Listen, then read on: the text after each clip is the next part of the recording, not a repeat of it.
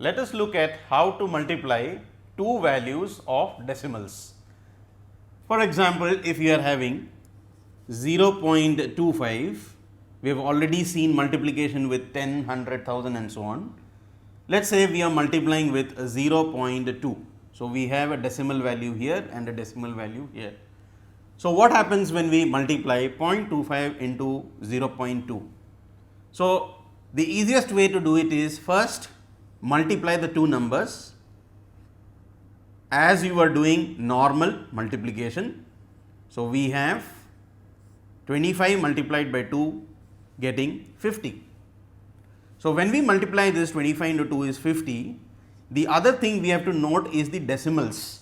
So, in the first number we find that there are two numbers after the decimal, and in the second number we have one number after the decimal. So, total number of digits if you count after the decimal 1, 2, 3. So, our answer should be written in such a way that after the decimal there should be 3 numbers. Now, suppose I put the decimal here, there will be only 2 numbers after the decimal.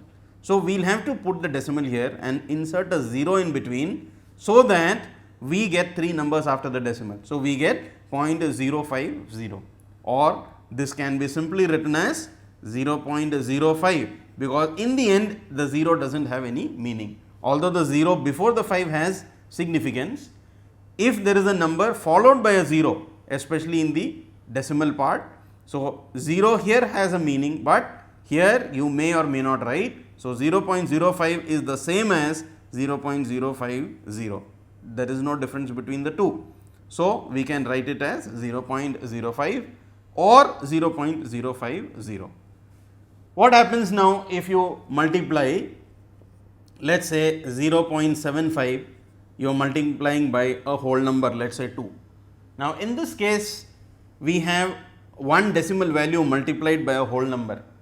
So, in these type of questions again the procedure is same, you are going to multiply this, 2 5s are 10, 0 1 carried over, 7 2s are 14, plus 1 15.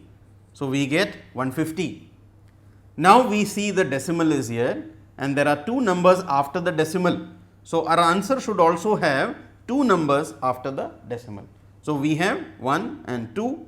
So, we have the decimal here. So, we have two numbers here. So, we get the answer as 1.50 or 1.5. So, this is how we multiply the decimal values with a whole number, and this is how we multiply decimal with decimal. Let us take up another example. Let us say we are multiplying 3.63 with 1.1. Now, when we multiply 3.63 with 1.1, first you are going to multiply the normal way, that is 1 into 3 is 3, 1 into 6 is 6, 1 into 3 is 3. So, we get 363 here. Similarly, we are going to multiply 1 with all these. So, 0, 3, 6 and 3, this is normal multiplication. Add up this, we get 3, this is 9, this is 9 and this is 3. So, we get 3993. Now, how do we put the decimal? Here after decimal we have two numbers, here after the decimal we have one number. So, total number of digits after decimal is 3.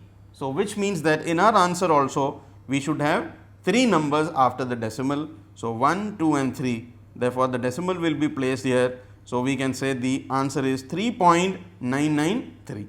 So, this will be the procedure for multiplying decimal with decimal or a whole number with decimal.